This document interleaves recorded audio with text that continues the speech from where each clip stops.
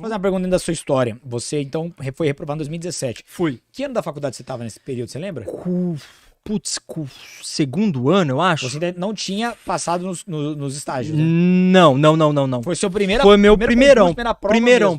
Primeirão. Ali você aprendeu a lição, já mudou o norte? Ali. Como é que foi depois pra passar pra concurso de estagiário, por exemplo? Então, ali, qual que foi o lance? Como que eu estudava em 2017 pra eu tomar esse nabo? Então, se você estuda assim, já é melhor parar.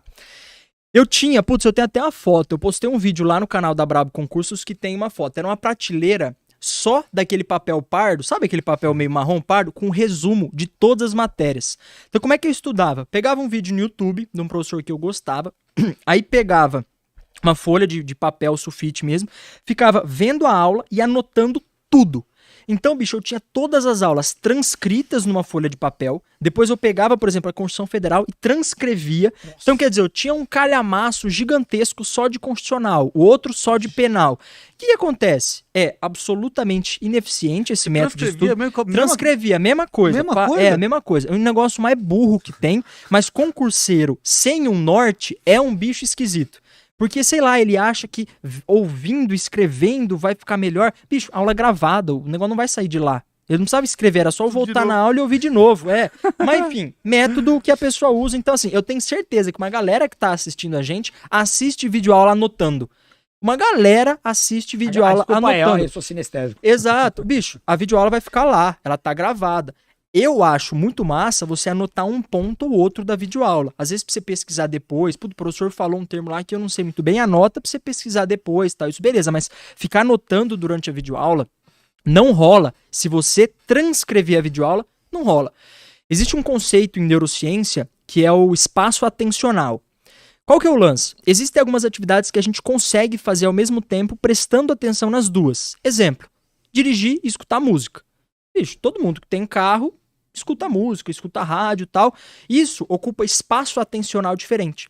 Agora, existem algumas atividades que ocupam o mesmo espaço atencional. Vou dar um exemplo. Mexer no celular e conversar ao mesmo tempo.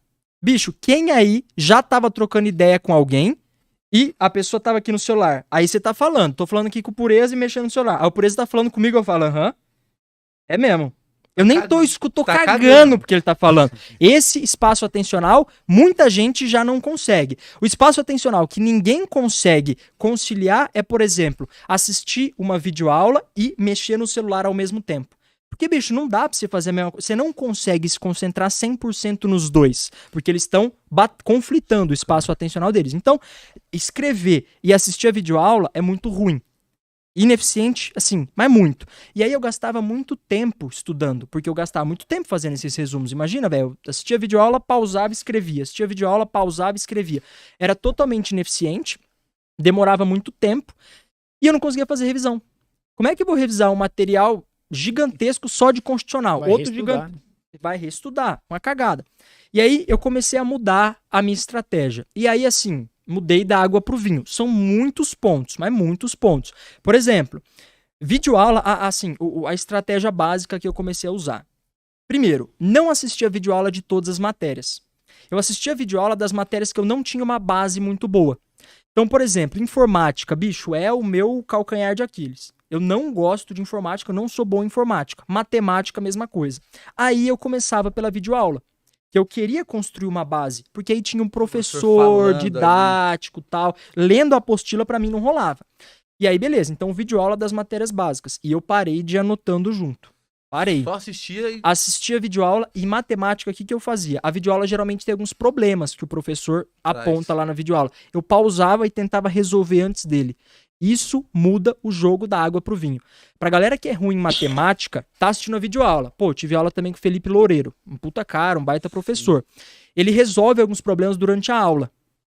Ensinar a fazer regra de 3. Aí ele coloca o enunciado do problema e começa a resolver. Assim que o enunciado entrava na tela, eu pausava e eu tentava resolver no papelzinho antes.